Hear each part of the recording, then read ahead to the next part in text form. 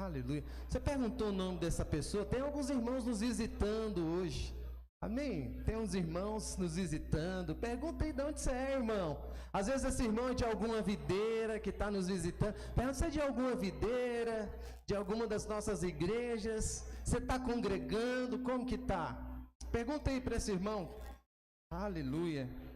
Oh, Espírito Santo. Glória a Deus. Pode descer. Obrigado, equipe linda, maravilhosa. Vocês são fera. Ali, meu filho. Aleluia.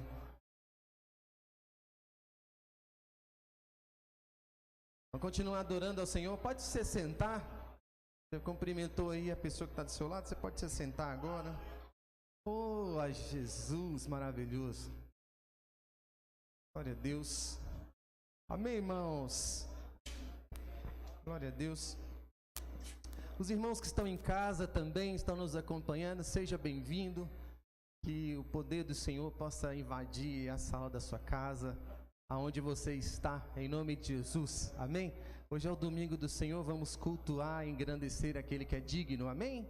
Compartilhe esse link aí para o maior número de pessoas que você puder. Vocês que estão aqui também no prédio, lá no grupo da igreja, está o link lá do culto. Manda para a pessoa aí que está no seu coração agora. Encaminha aí para essa pessoa. Amém? Para que todos possam ser edificados em nome de Jesus. Amém, irmãos? Glória a Deus. Irmãos, como é difícil ficar longe de vocês. Fiquei 2 semanas aí de férias. Irmãos, eu sinto muita falta de vocês. A comunhão da igreja é algo incrível. Amém?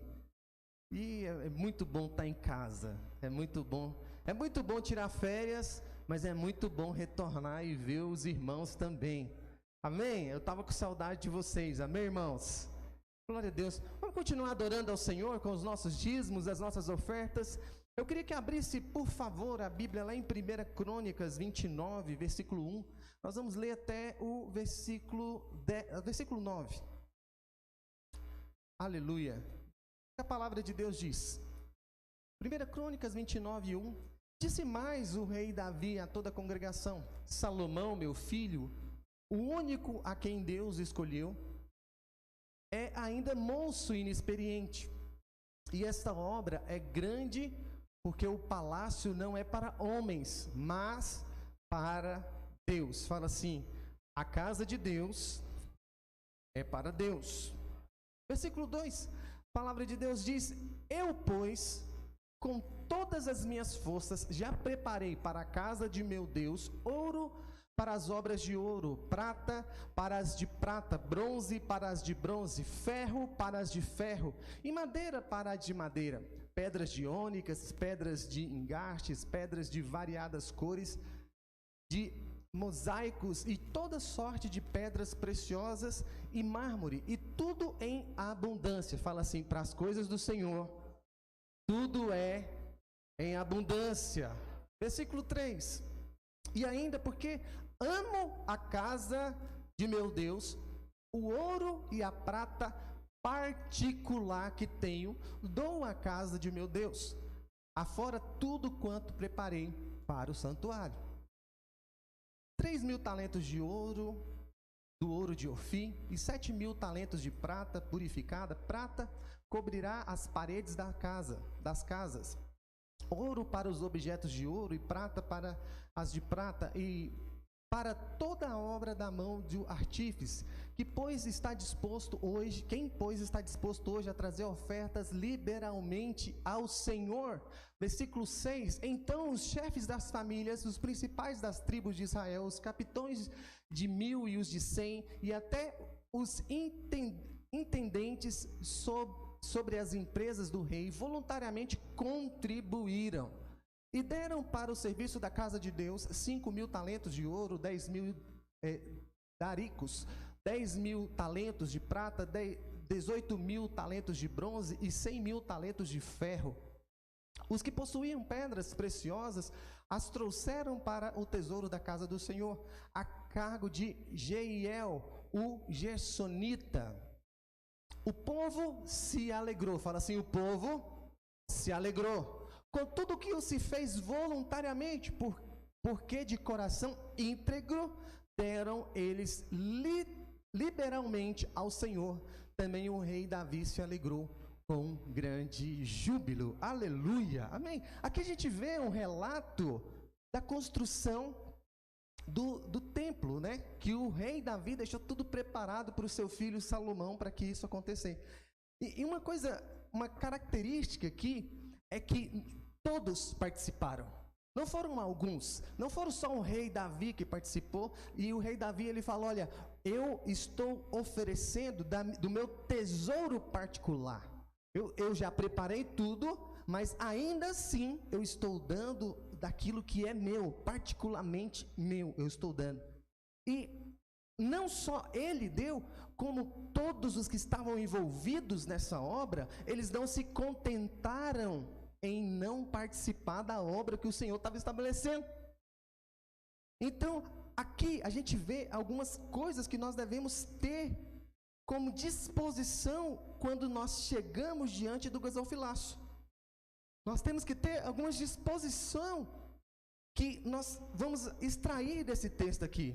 Nós devemos ter um coração disposto a ofertar ao Senhor. E com muito encargo no coração.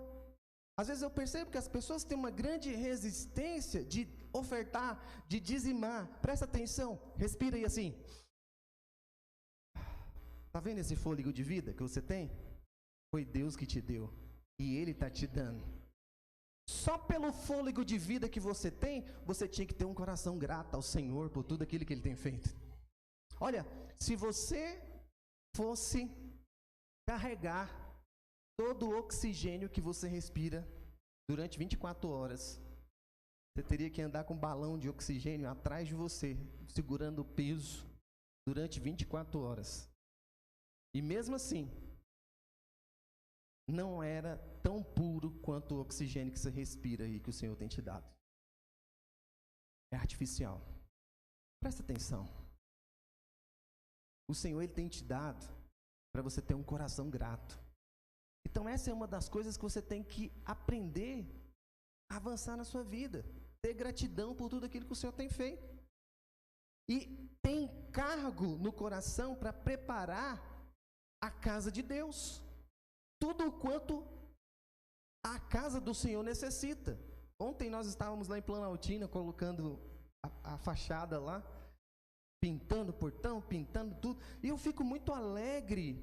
Rapaz, o negócio tá chique. Ó, escuta aí.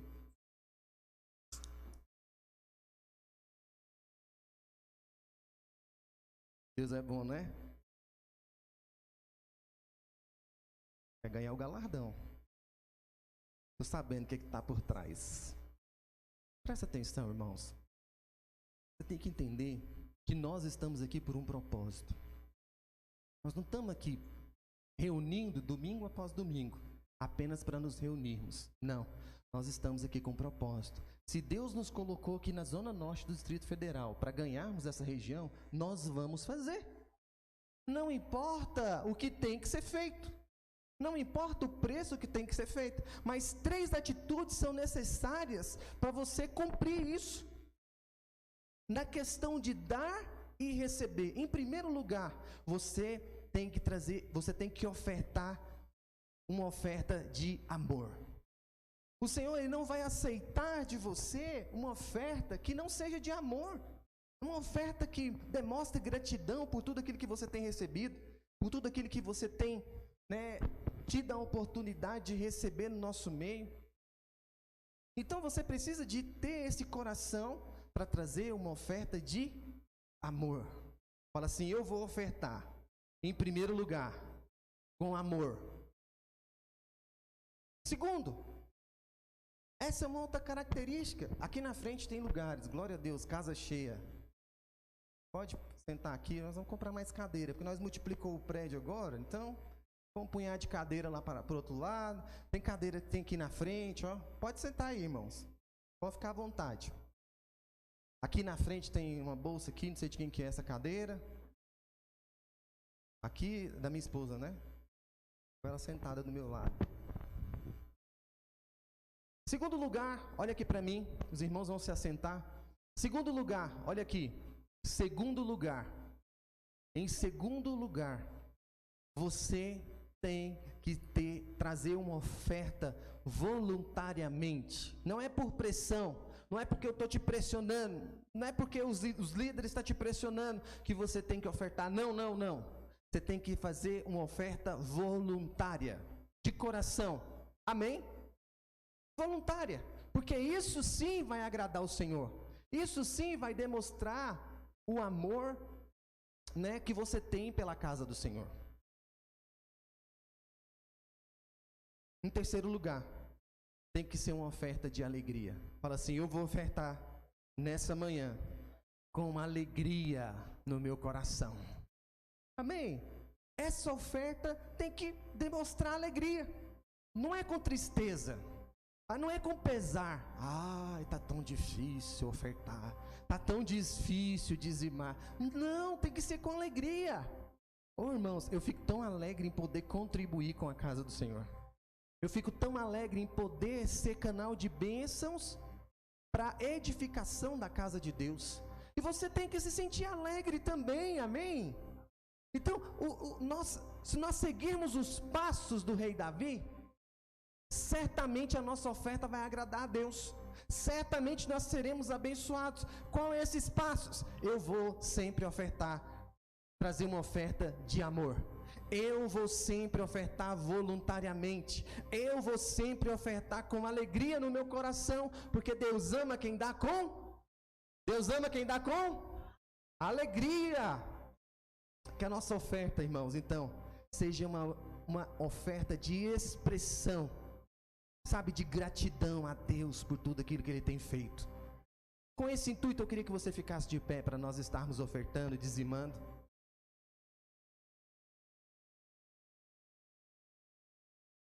Os irmãos que estão em casa, aí está aparecendo na sua televisão o QR Code. Pode apontar aí para o QR Code na televisão. Você vai cair direto na conta da igreja. Você pode ofertar com alegria. Aqui também no nosso prédio nós temos o QR Code ali atrás. Nós temos o Pix, está sendo projetado. Você pode ofertar com liberalidade, com alegria. Amém? Porque Deus ama quem dá com alegria. Glória a Deus. Vira para o irmão que está do seu lado e fala assim: meu irmão, vamos ofertar com alegria. Vamos ofertar voluntariamente. Vamos ofertar uma oferta de amor. Aleluia. Glória a Deus. Erga aí o seu envelope de oferta, seu envelope de dízimo. Deixa eu orar por você. Aleluia. Pai, eu quero colocar cada um dos irmãos que estão ofertando, que estão dizimando, diante do Senhor. Cada um dos irmãos que estão ofertando em casa também. Eu quero declarar aqui: o Senhor vai fazer com que essas sementes elas se multipliquem. De fato, elas se multiplicarão a 30, a 60 e a 100 por um. Eu profetizo que sobre a casa desses irmãos haverá abundância, sementes abundantes. Eu profetizo que sobre o negócio desses irmãos será abundante. Eu profetizo que sobre o trabalho desses irmãos eles verão a diferença, verão a distinção. Eu profetizo que aqueles que trabalham por produção, a produção deles será excessiva, será superabundante, porque o Senhor está vendo o coração alegre, está vendo a voluntariedade de cada um, e está vendo o amor que cada um sente pela casa do Senhor. Por isso eu abençoo cada um dos nossos irmãos, em nome de Jesus. Amém? Glória a Deus. Traga aqui à frente no gasofilaço o seu dízimo, a sua oferta. Os dizimistas, fiquem aqui à frente, eu quero orar por você. Amém? Os dizimistas permaneçam aqui à frente, eu quero orar por você. Aleluia, glória a Deus. Você está dizimando junto com a sua família. Venha com a sua família, amém? Venha com a sua família e oferte ao Senhor. Glória a Deus. A palavra de Deus, só esses dizimistas aqui. Glória a Deus. A palavra do Senhor diz aqui em Malaquias 3:10: trazei todos os dízimos da casa do tesouro, para que haja mantimento na minha casa. E aqui, 2 pontos: e provai-me nisso, diz o Senhor, se eu não vos abrir as janelas dos céus e derramar sobre vós bênçãos sem medidas. Por vossa causa eu repreenderei o devorador, para que não vos consuma o fruto da terra, e a vossa vide no campo não será estéril, diz o Senhor dos Exércitos.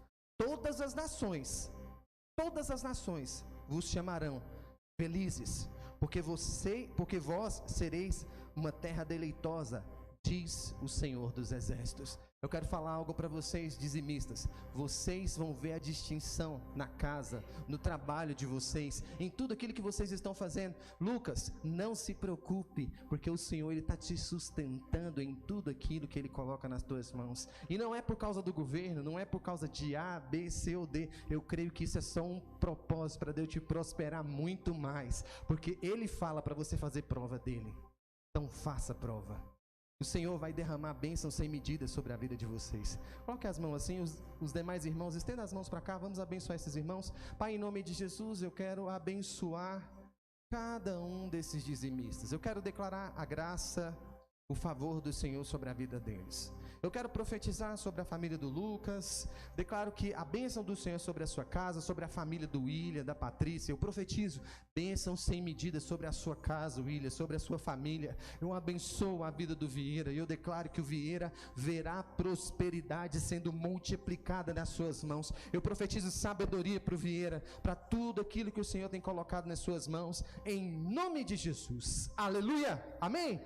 Vamos nos assentar. Glória a Deus, irmãos. Hoje eu quero começar uma série de palavras. Eu gosto muito desse negócio de série de palavras. Por que eu gosto muito dessa sequência e série de palavras? Lucas, põe o PowerPoint para mim, por favor. Por que eu gosto, irmãos, dessa sequência, dessa série de palavras? Por quê?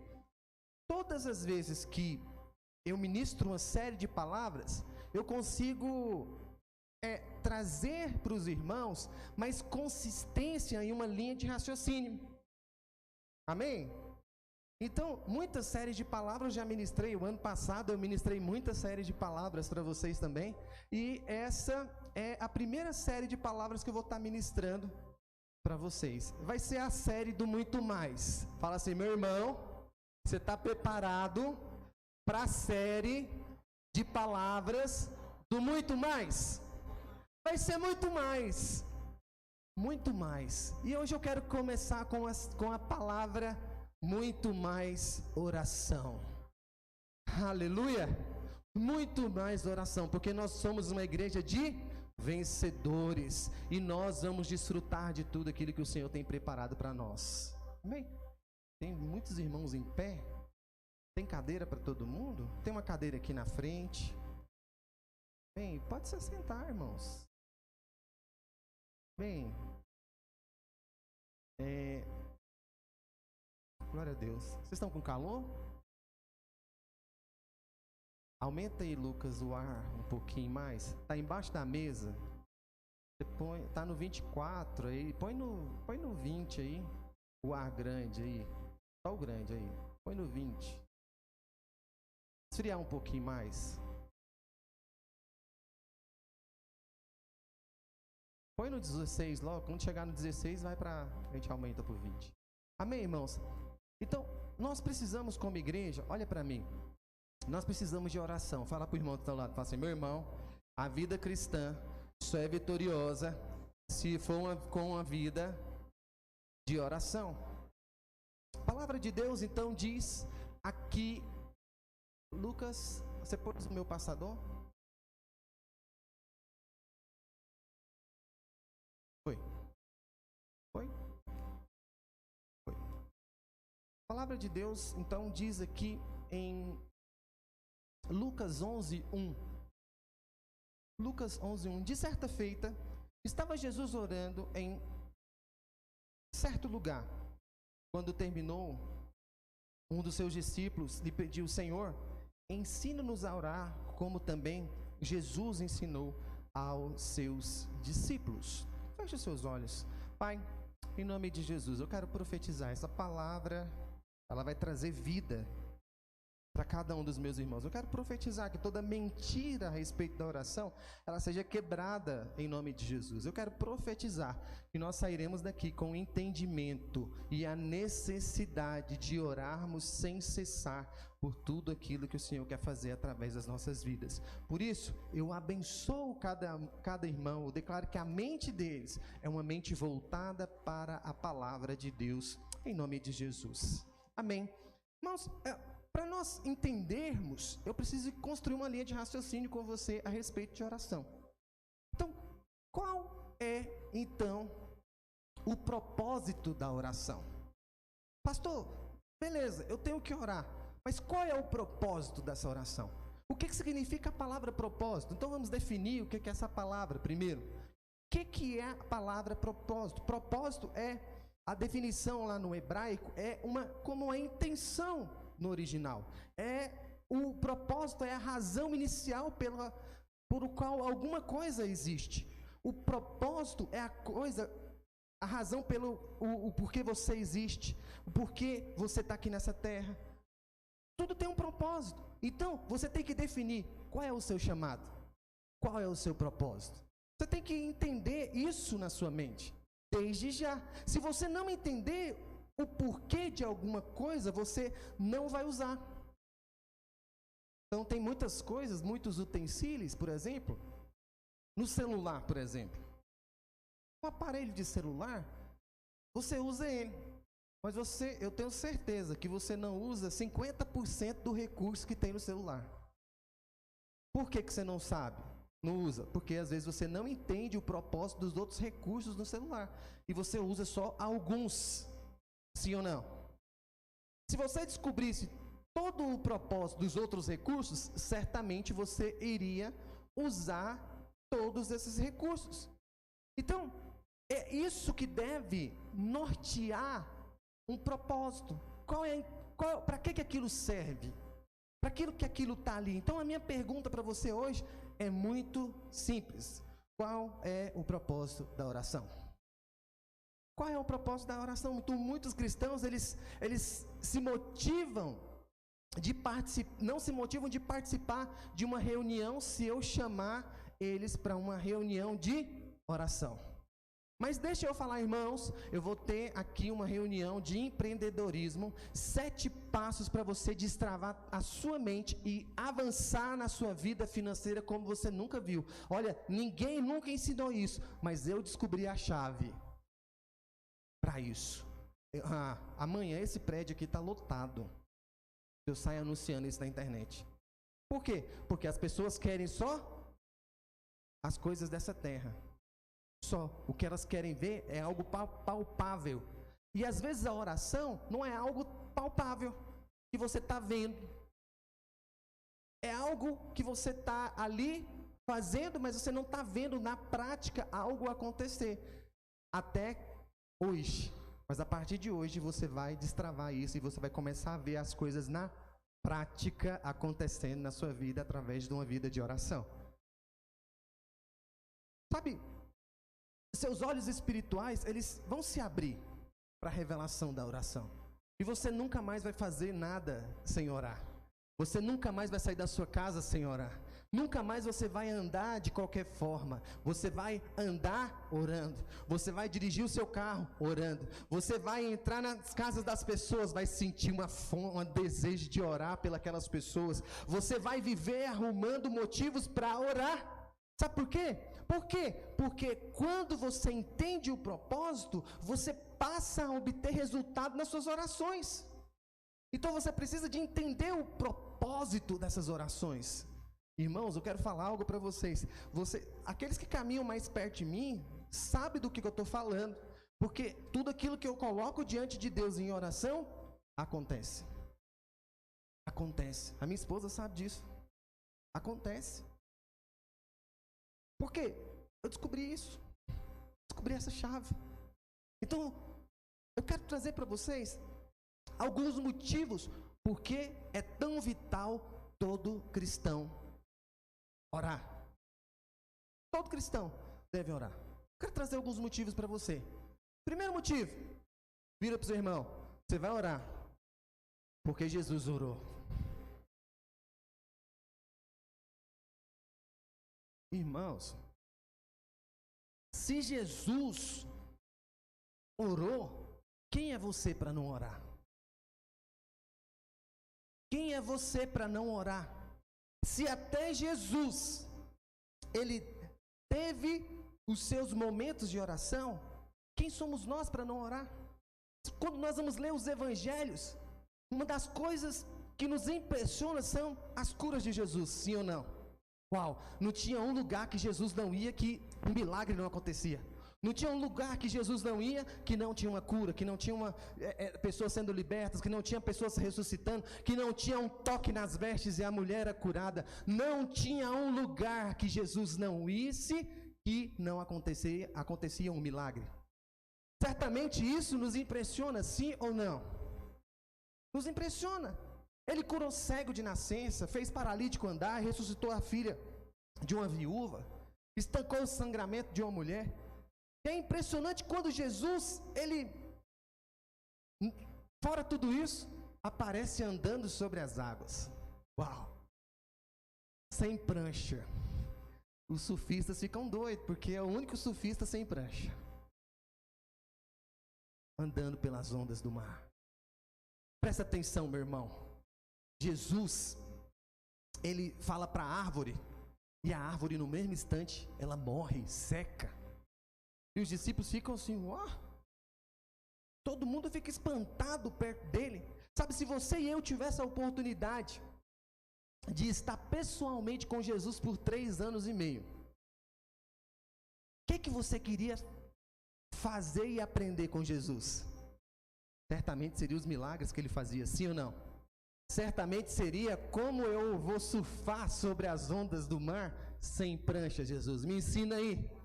Pedro, ele ousou fazer isso certa vez. Olhou para a onda demais, o mar revolto, e ele afundou.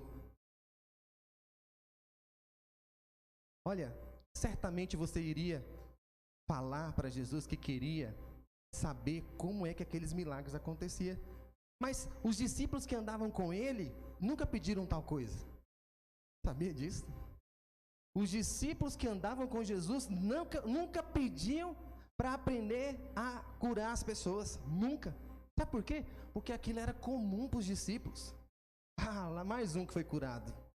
Mais um que foi curado. Mestre, como que o senhor fala? Quem me tocou? Todo mundo está te tocando no meio dessa multidão aqui, Jesus. Bora. Vida que segue, porque já foi mais uma curada. Vamos embora. Tem mais gente para curar aí na frente. Então aquilo era comum para Jesus. Era comum para os discípulos. Era a vida normal deles. Mas sabe o que que os discípulos pediram para Jesus? Ensina-nos a orar. Ensina-nos a orar. Pasme. Eles não pediram para ensinar a curar. Eles não pediram para ensinar a andar sobre as águas. Eles não pediram para ensinar a trazer vista aos cegos. Eles não pediram para ensinar a ressuscitar nenhuma das pessoas, mas eles pediram: Senhor, ensina-nos a orar. A minha pergunta é, por que essa foi a única coisa que eles pediram para Jesus ensinar? Você tem ideia? Por que essa foi a única coisa? Sabe, nunca pediram para Jesus ensinar a fazer milagres. Nunca. Sabe, eu descobri que essa foi o único pedido dos discípulos de Jesus. Por quê? Porque eles vinham observando Jesus por muito tempo. Jesus, a Bíblia diz que sempre diz o seguinte: Jesus se dirigia a um lugar solitário de madrugada para orar. Jesus nunca ia com o povão para orar. Ele sempre ia na calada da noite, na pontinha do pé. 3 horas da manhã, Jesus se levantava, porque no Oriente Médio, o céu já está de dia, 4 horas da manhã. Antes que amanhecesse, Jesus já estava de pé, orando, buscando.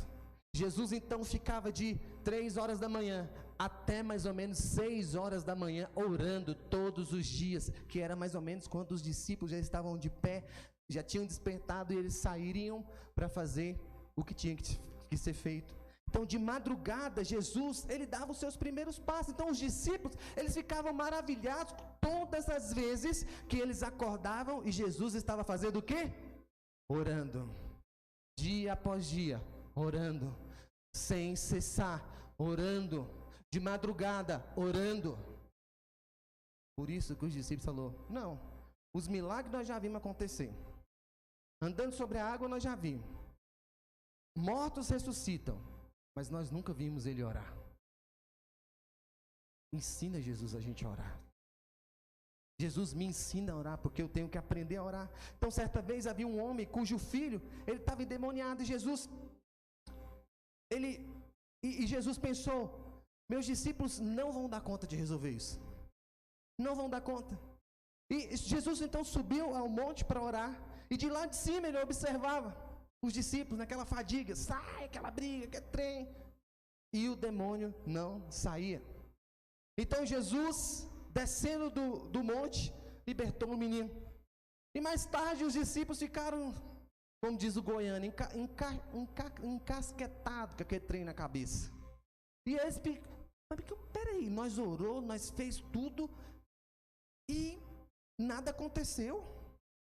E Jesus apenas desceu e mandou que aquele garoto fosse liberto, e imediatamente ele foi liberto. E eles ficaram certamente remoendo aquilo o dia todo. E mais tarde, antes deles dormirem, falou, não tem. Jesus, escuta, não tem como, nós temos que perguntar para o Senhor, o que aconteceu, que aquele menino foi liberto pelo Senhor, mas não foi liberto por nós. Aí Jesus dá uma receita aqui. Ele fala, olha, estas castas só saem com força de jejum e oração. Nós temos que pegar essa chave. Jesus, ele orava todos os dias, em média de 3 a 4 horas todos os dias. E ele resolvia os problemas em muito pouco tempo. Às vezes você, irmão, tem gastado anos da sua vida para resolver problemas da sua vida, mas você não tem gastado minutos com o Senhor para Ele te dar direção para resolver esses problemas. Para de tentar resolver na força do seu braço e comece a ir para o quarto, buscar direcionamento do Senhor para Ele te dar sabedoria de como conduzir a sua vida, de como conduzir o seu futuro, de como conduzir tudo aquilo que você vai fazer. Presta atenção, irmãos, é tempo de nós despertarmos como igreja para uma vida de oração. Porque uma vida de oração é uma vida que vai nos levar a ter sucesso aonde nós temos que ir. Nós não vamos ganhar essa região da cidade se não for por uma vida de jejum e oração. Não vamos. Não é pelo muito fazer, não é pelo muito construir prédios que as coisas vão acontecer. As pessoas não vão chegar lá na porta do prédio pedindo para entrar. Simplesmente não. As coisas vão acontecer na medida que eu e você temos uma vida de inteira entrega e devoção à oração, ao jejum. É tempo de nós nos levantarmos. Como nós não podemos, andar nessa vida sem cumprir o propósito do Senhor. E como que você vai cumprir o propósito do Senhor se você não busca no Senhor, em oração, para discernir qual é o seu propósito? Nós não vamos cumprir o nosso propósito, a menos que nós oremos. Se Jesus orou, eu penso que nós também precisamos de orar. Você vai ouvir muitas pessoas dizendo, não há necessidade de orar, porque Deus, Ele sabe de todas as coisas. Quantos já viram esse comentário? Deus sabe de tudo, pastor, precisa de orar não. Jesus orou, logo eu também preciso de orar. Em segundo lugar, Jesus esperava que os seus discípulos orassem. Então eles esperam que os discípulos orem. Por que nós precisamos orar? Então existem muitos motivos, mas eu quero trazer para vocês algumas coisas que nós não podemos ignorar. E aqui no Evangelho de Mateus 6, 5, existe um princípio ensinado por Jesus acerca da oração. E Jesus diz, e quando orardes? Aqui é uma chave, quando orardes. Ele está dizendo que isso é suficiente. Ele não disse se você orar, mas ele coloca quando você orar. Ele está falando para os seus discípulos, quando vocês forem fazer isso, ou eu espero que vocês façam isso, é natural que vocês façam isso, ou ainda, eu sei que vocês vão fazer isso. Sabe, muitas pessoas amam comprar livros de receita. Lá em casa tem uns guardados.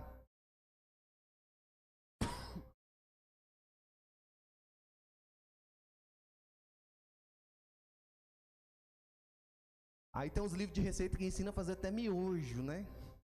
Tem pessoas que têm que fazer curso para fazer miojo, você acredita? Sabe nem como que faz um miojo. Fala aí, misericórdia. Então muitas pessoas, irmãos, elas amam comprar esses livros de comida.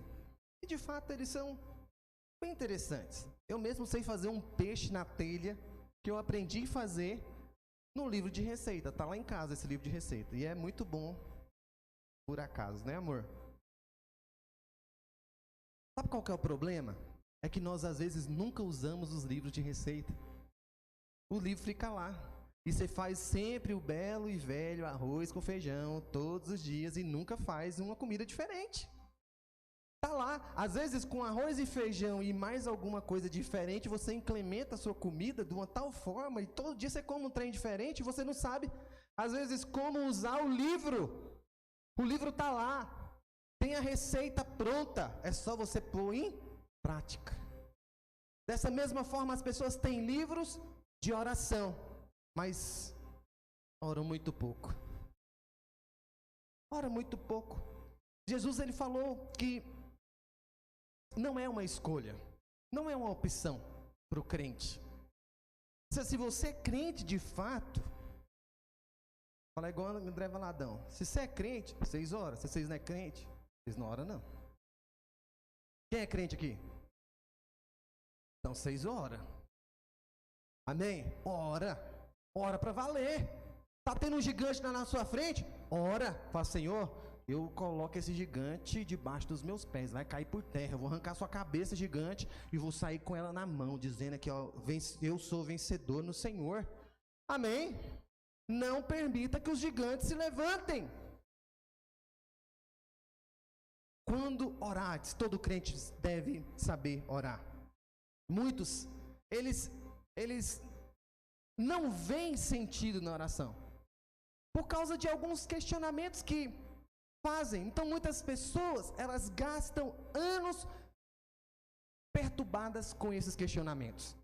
Muitas pessoas, elas passam anos questionando: Senhor, se o Senhor é soberano, por que eu preciso orar? Se o Senhor é soberano, se Deus é soberano, significa que Ele pode fazer tudo o que Ele quiser. Então, por que eu devo orar? Se Deus é soberano, Ele pode fazer qualquer coisa da forma que Ele quiser. Parece certo esse raciocínio, sim ou não? Aí ela também pergunta: se Deus não pode ser influenciado por nós, então por que orar? Certamente você já fez essa pergunta. Sabe, a soberania de Deus, ela está livre da nossa influência. Se você orar, Deus é soberano. Se você não orar, Ele é soberano. Então, poderá fazer o oposto, Ele pode fazer qualquer coisa diferente. Então, por que nós vamos orar? Se eu não posso afetar a Deus com o que eu estou falando, não vejo sentido em orar. É um questionamento. Outro questionamento: se a vontade de Deus sempre prevalece, então por que eu orar? Por que eu devo perder tempo, pastor, orando, se no final Ele vai fazer o que Ele quiser? Para ver, pra pensar aí. Vocês não fiquem incrédulos, não. Vou mudar isso na mente de vocês agora, em nome de Jesus. Vocês estão questionando, sim ou não? Não vem esse questionamento? Sabe, eu quero que você considere muito 3 respostas para essas perguntas acima. 3. A primeira resposta: Deus é tão soberano quanto a sua palavra. Fala assim: Deus é tão soberano quanto a sua palavra. Segundo lugar, Deus está limitado pela sua palavra. Foi dando até um alívio agora, não foi? Terceiro argumento: Deus nunca violará a sua própria palavra. Irmãos, você tem que lançar fora toda mentira do diabo. Esses questionamentos não é o Espírito Santo falando com você, é o próprio Satanás falando com você para te tirar do propósito, para te tirar de cumprir o propósito do Senhor na sua vida. Sabe, então essas são as razões pelas quais nós oramos. Nós oramos por causa dessas 3 verdades. E isso é muito importante para nós temos que ter convicção nessas 3 verdades. Sabe, sempre que Deus fala, sempre que eu for falar com o Senhor, eu vou entender que no momento em que Ele vai falar, vira lei, vai cumprir, vai acontecer. Não é apenas para nós, mas também para Deus isso. Portanto, Deus, Ele é soberano até que Ele fale. Até que Ele fale. Enquanto Deus não fala, Ele é soberano. Mas quando Ele fala, Ele está preso ao que Ele falou. Ele não muda. Ele não é filho do homem para que se arrependa. Se Ele cumpriu, certamente Ele vai fazer acontecer na sua vida. Sabe, uma vez que Deus falou, Ele vai sustentar a sua palavra. Feche os seus olhos nesse instante. Comece a lembrar do que Deus já falou para você. Comece a lembrar das promessas dEle para a sua vida, para a tua família, para a sua vida financeira. Talvez você anda preocupado muito com as coisas dessa vida e você esqueceu do que Jesus, o que Deus falou para você. A respeito da sua casa, a respeito da sua família, a respeito dos seus negócios, a respeito da sua profissão, a respeito do seu futuro. Ei, descanse! Para de andar preocupado. Se o Senhor falou, Ele vai cumprir. Olha para mim, é por isso que é tão importante para você e para mim uma vida de cotidiana de oração. Foi para isso que a oração, ela foi criada para nós entendermos as limitações do Senhor através da sua palavra. O Senhor, Ele é soberano, mas Ele está firmado na sua palavra. Perdão. Então você tem que estar atento à palavra do Senhor para a sua vida. Quando uma pessoa entende isso, ela sabe qual que é a reação dela? Ela vai sair da passividade e reagir fortemente a entrar em uma vida de oração, porque ela vai entender o seu posicionamento no reino do Espírito. Então, como que podemos ver na cena, não sei quantos já viram aquele filme Quarto de Guerra? Vocês já viram?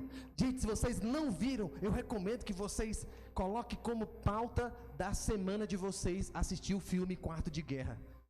Compra uma pipoquinha, faz um kisuke lá e assiste o filme Quarto de Guerra com o seu esposo, com a sua família. Fala, vamos ver o filme Quarto de Guerra? Vamos ver amanhã, né, amor? Amanhã depois da reunião. Amém. Da mídia. Presta atenção. Aquele filme tem uma cena que a mulher entra para dentro do quarto e ela começa a orar. Começa a orar. De repente ela sai lá fora na casa dela e fala assim: Capetolândia, você vai sair da minha casa, você vai sair da minha vida, você vai sair da minha família, e eu não quero você aqui mais na minha casa. Eu te ordeno, sai daqui agora. Eu te ordeno, sai da vida do meu esposo, solta a minha família, solta a minha casa, solta as minhas finanças. E de repente aquela mulher começa a se levantar em ousadia, em oração. Presta atenção, você foi chamado para entrar em ousadia diante das guerras que Deus tem te colocado. Sabe por quê? Porque as guerras que Deus tem te colocado não é uma guerra perdida, mas é uma guerra vencida. O que você precisa fazer é se posicionar diante da guerra e falar: vai cair por terra. Se você não se levanta, você vai viver uma vida passiva, melancólica, cheia de mentiras na mente, porque você não se posicionou em Deus. É tempo de você se posicionar. Oh, irmãos, tem coisas na nossa vida que Deus permite nós passarmos para ver se nós acordamos. Até quando você vai viver uma vida desempregado? Até quando você vai viver uma vida de escassez? Até quando você vai viver uma vida na mediocridade? É tempo de você acordar. É tempo de você posicionar e falar: 2023 vai ser diferente na minha vida. Eu não aceito esses anos que eu vivi mais. Foi muito bom que eu vivi, mas eu sei que o melhor de Deus está diante de mim, e eu tomo posse de tudo que Deus tem preparado para mim. Como? Oração. Ora para Deus tirar as vendas dos seus olhos, tirar as escamas dos seus olhos, e você enxergar aquilo que Ele tem preparado para você, meu irmão. Nem olhos viram, nem ouvidos ouviram aquilo que Deus preparou para você. Toma posse, em nome de Jesus. Sabe, se você esperar e você crer, você vai receber. O problema é que muitos às vezes vai caminhando, orando, mas eles não veem as coisas acontecendo, e aí eles desistem no meio do caminho. No momento que é para tomar posse da bênção, retrocede. Sabe, o inferno é paralisado. Espíritos malignos são paralisados em todas as ações, e a vontade de Deus prevalece quando você se posiciona com uma vida de oração. Quantos querem reagir com uma vida de oração, irmãos? Uau, tenho certeza que quinta-feira esse prédio vai ser pequeno, porque a oração vai estar lotada. Aleluia! Oh, em terceiro lugar, meu irmão. Jesus, eu não vou dar conta de pregar tudo, não. Vou correr. Terceiro lugar. Porque sem oração, Deus não pode agir na terra. Meu Deus do céu, que relógio está correndo rápido demais. Vocês estão cansados?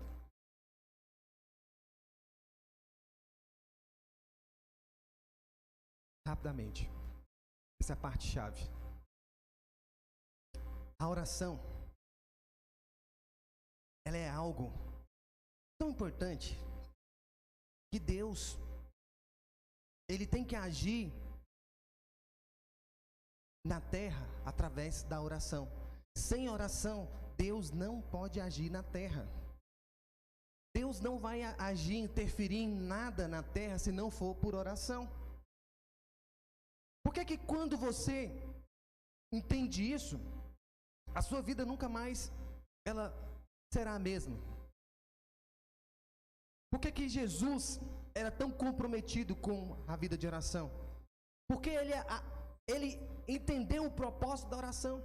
Você sabe quando que a oração nasceu? A oração nasceu lá em Gênesis 1:26. Também disse Deus: façamos o homem à nossa imagem, conforme a nossa semelhança. Tenha ele domínio sobre os peixes do mar, sobre as aves do céu, sobre os animais domésticos, sobre toda a terra, sobre todos os répteis que rastejam pela terra. Então lembre-se que quando Deus fala a sua palavra, vira lei. Fala assim: quando Deus fala a sua palavra, vira lei. E Deus falou que o que Deus falou seria comandado pelo homem. E aqui em Gênesis está falando o quê? Disse Deus que Ele domine sobre o peixe, que Ele domine sobre as aves, que Ele domine sobre toda a terra. Então esse é o princípio poderoso da oração. Sabe? Que eles dominem a terra. Deus nos chamou para dominar. Você sabe por que tem muita maldade sendo proliferada no mundo? Porque não tem uma igreja atuante em oração para dominar. Por isso a maldade tem sido dissipada. Por isso os maus parece que estão prevalecendo, inclusive no nosso país. Por quê? Porque não tem uma igreja levantada para guerrear em oração. Quando tem uma igreja levantada em oração, as portas do inferno, elas não prevalecerão contra a igreja do Senhor. Mas hoje o que nós mais vemos é igrejas divididas. É teologias, estranhas. Teologias para a terra, não para o alto. Presta atenção, irmãos. Nós precisamos de ter uma vida de oração. O Senhor não pode agir sobre a terra sem o homem. O Senhor, Ele valoriza a humanidade. O que é o homem? O espírito criado por Deus, colocado no corpo de barro. Deus colocou o espírito, que é o verdadeiro homem. Então, dentro do corpo físico, para que o homem pudesse o quê? Reagir nesse mundo físico, tocar, andar. Deus criou a superfície da terra, o corpo do homem, e Deus soprou o fôlego de vida dentro do homem, o verdadeiro espírito dentro. Então assim, em Gênesis 2:8, Deus colocou o homem com o espírito de uma casa física dentro do homem. Então você é um espírito, mas você vive num corpo. Fala assim, isso é matéria do cursão, amém? Quem nunca fez cursão, você vai aprender isso no cursão comigo esse ano, em nome de Jesus. Fala assim, eu tenho um corpo, contém um espírito, contém uma alma. Então eu sou um ser triuno: espírito, alma e corpo. Cada um deles tem 3 funções. Eu vou te ensinar isso no cursão. Amém? Qual é a função do corpo? Qual é a função da alma? Qual é a função do espírito? Então você é um espírito vivo num corpo. E você precisa de fluir. Portanto, a única criatura que tem autoridade legal sobre a terra é o homem. Fala para o irmão que está do seu lado, fala assim, meu irmão, você tem autoridade sobre a terra. Deus colocou a autoridade sobre você. Olha o que está escrito lá em Salmos 115:16, os céus são os céus do Senhor, mas a terra deu a ele, aos filhos dos homens. Sabe, a única criatura que Deus disse ter domínio sobre a terra é o homem, o humano. É o humano, só ele pode ter domínio.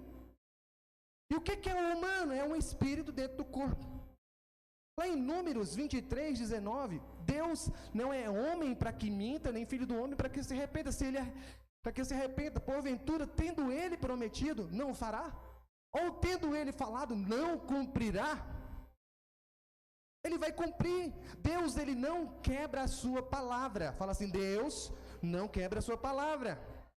Ele não valida, ele não invalida a sua própria palavra. Não, jamais. Então é por isso que ele não pode vir a este planeta sem corpo. Então ele escolheu eu e você para estar aqui na terra, para manifestar a autoridade, para manifestar o domínio, para manifestar aquilo que ele quer fazer. Todo o universo é sustentado pela palavra do Senhor. Deus, ele não virá a este mundo com um espírito sem corpo. Por que ele iria fazer isso agora? Ele nunca fez, ele não viola a lei. Não viola. Portanto, tudo o que é feito sobre a terra legalmente tem que ser feito por um espírito em um corpo. Um exemplo. Eu quero finalizar com isso. É por isso que quando Deus, ele criou a Eva, ele não criou a Eva para o homem, ele criou a Eva para ele. Como assim, pastor? Ele criou a Eva já com toda a função que, se ele precisasse de usar a Eva como uma válvula de escape, ele usaria. Aí ele então faz a Eva e coloca dentro da Eva algo capaz de gerar um filho sem que o sangue da mãe se misture com o sangue da criança. Como pode isso? A mãe, ela gera um filho, o sangue do filho pode ser um sangue totalmente diferente do sangue da mãe. A mãe pode ser O positivo e o filho nascer A positivo, A negativo. Pode ser totalmente diferente. Sabe por quê? Porque o Senhor criou todo o sistema da mulher para que o sangue da mãe não se misturasse com o sangue da criança. Sabe por quê? Porque lá na frente, ele precisaria de enviar Jesus no útero de uma mulher. E essa mulher não poderia misturar o sangue dela com o sangue de Jesus. Porque o sangue de Jesus é um sangue puro, limpo, sem pecado, sem qualquer maldição. Por isso, a Eva gerou a Jesus. O sangue limpo, puro. O sangue de Jesus não passou para Eva. E o sangue da Eva não passou para Jesus. Lá na criação, Deus já pensou em tudo. Você acha que tudo que está acontecendo no mundo está perdido? Ah, não, meu irmão. Jesus, Pai, sabe de tudo que Ele fez. Ele sabe de tudo que vai fazer. Então descansa do Senhor. Esse é o motivo porque você tem que caminhar. E aí o que o Senhor fala? Olha aqui. Porém, inimizade entre ti e a mulher, entre a tua descendência e os seus descendentes. Esta te ferirá a cabeça e tu lhe ferirá o calcanhar. Sabe por que o Senhor estava falando isso aqui? Para a serpente. A serpente sabia que ela não poderia, o diabo sabia que ele não poderia agir na terra sem um corpo. Então ele usa o corpo da cobra, da serpente, para persuadir a Eva. E Jesus fala, você vai ver, a minha vingança vai ser muito melhor. A mulher vai pisar na sua cabeça. Eu vou trazer um filho gerado por ela, que vai pisar até a bateria está acabando, tá não. Vai pisar a sua cabeça. Em nome de Jesus. Sabe, em outras palavras, Satã, eu te prometi que a mesma mulher que você usou para destruir o humano, será a mesma mulher que eu usarei para te eliminar definitivamente. Lá em Gálatas, olha só, eu estou finalizando, acredite em mim. Gálatas 4:4. Vindo, porém, a plenitude do tempo, Deus enviou seus filhos, nascidos de mulher. Lá em Isaías 7:14, portanto, o Senhor mesmo vos dará um sinal, e eis que a virgem conceberá, dará à luz a um menino, e lhe chamará Emanuel. O que é Emanuel? Emanuel é derivado da palavra hebraica então tem um prefixo in antes do Emanuel. In é dentro, man, homem, uma humanidade, um barro.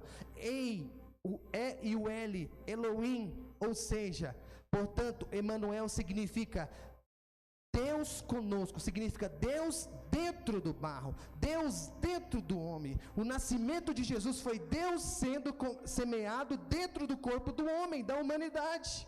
Então eu posso até não entender, mas Deus veio aqui legalmente. Lá em Gálatas 3:15, Gálatas 3:15, Deus falou a Satanás sobre a mulher. Ele disse, a mulher será o seu pesadelo. Deus falou, a mulher vai ser seu pesadelo, Satanás. Você vai ver. Hoje, e é o pesadelo de muitos homens também.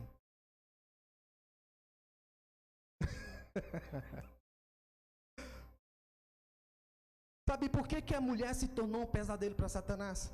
Porque através dela foi possível Deus vir à terra legalmente, como eu expliquei para vocês. É o pesadelo. Lá em Isaías 9:6, porque um menino nos nasceu e um filho se nos deu. Não é apenas um menino nasceu, mas um filho se nos deu. Maria deu um menino e Deus deu um filho. Maria deu um menino e Deus deu filho. Em outras palavras, Maria foi a mãe de Jesus, mas não a mãe de Cristo. Entende? Não a mãe de Cristo. Então, por que a oração? A oração é o homem dando licença para Deus interferir na terra. A oração é Deus recebendo licença do homem para interferir no planeta Terra. Não há na Bíblia nenhum lugar onde Deus faz alguma coisa na terra sem o ser humano. Não há. Isso é tão poderoso, irmão. Você tem que aprender a ser usado como ferramenta nas mãos do Senhor. Você tem que aprender a ser usado, deixar ser usado. E na Bíblia, olha só, alguns exemplos que o Senhor usou, rapidamente, estou terminando. Alguns exemplos que o Senhor usou o homem para interferir na terra. O exemplo de Abraão e a destruição de Sodoma. Lembra de todo o diálogo entre Abraão e Deus? Senhor, se tiver apenas um justo, o Senhor vai destruir? Não destruirei, então sai. Senhor, se tiver tantas, se tiver só um, Senhor, o Senhor vai destruir? Não. Então Deus usou Abraão. Outro exemplo é o exemplo de Moisés para libertar o povo do Egito. Deus então clama, fala para Moisés: Moisés, ouve o clamor do meu povo e decide libertá-lo. Moisés perguntou: por que, Senhor, veio a mim? E o Senhor disse: porque você é o homem, Moisés, e eu preciso da permissão do homem para agir na terra. Não tem como. E eu quero te usar, Moisés. Vai lá e liberta meu povo. Hoje o Senhor está falando para vocês também: vai lá liderar. Tem um povo querendo ser liberto. Tem um povo querendo ser libertado da prisão do mundo. E você é aquele que vai ser o canal de Deus para trazer libertação para essas pessoas. Por isso nós temos que nos posicionar para liderar. Deus precisa de você para impactar a sua cidade, meu irmão. Deus precisa de você para impactar a quadra, o bairro, a rua onde você está. Deus vai impactar através da sua vida. A oração é uma opção, é uma necessidade. A única forma de Deus interferir na terra de maneira sobrenatural é usando o ser humano. E você é o ser humano escolhido por Deus. Eu quero chamar a equipe de louvor. Os servos podem se posicionar com a ceia. Olha para mim. Houve um dia,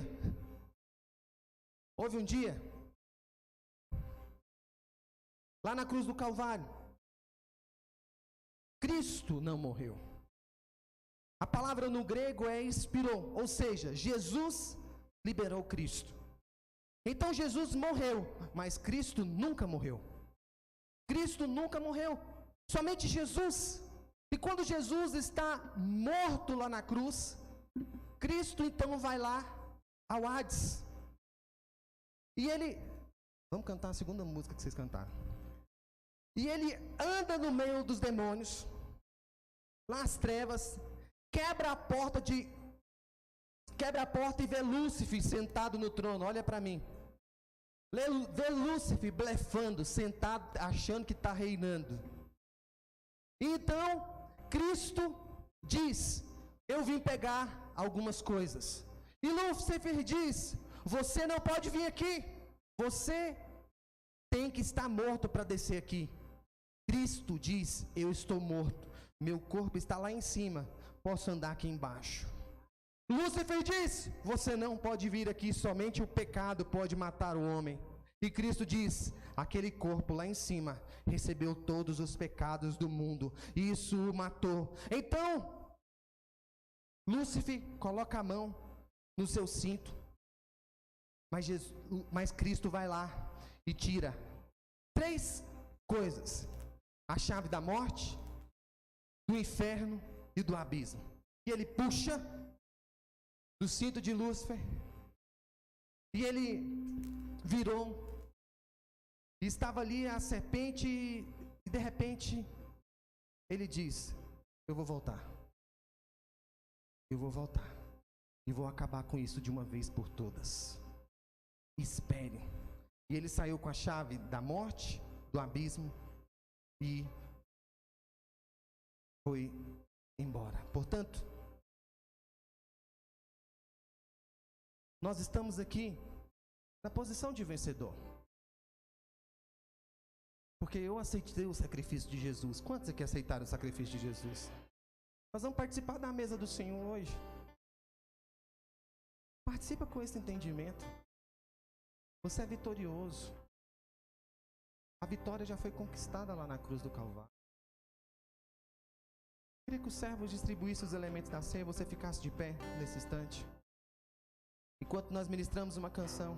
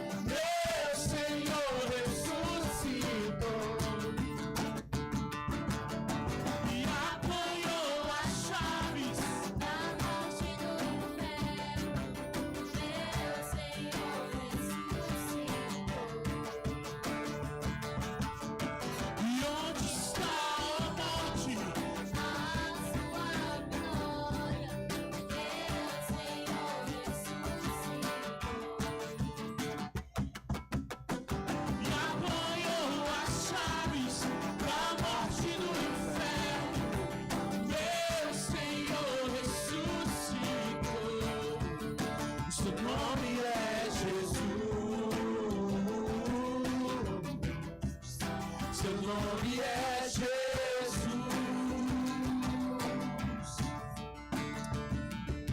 Pega aí o seu cálice.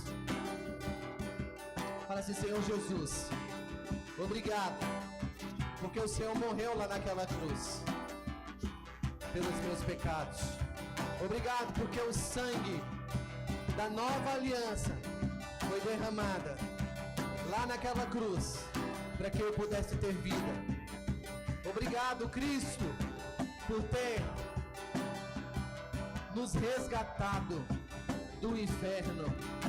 A morte já não nos pertence mais, porque eu estou vivo em Cristo Jesus, o meu Senhor.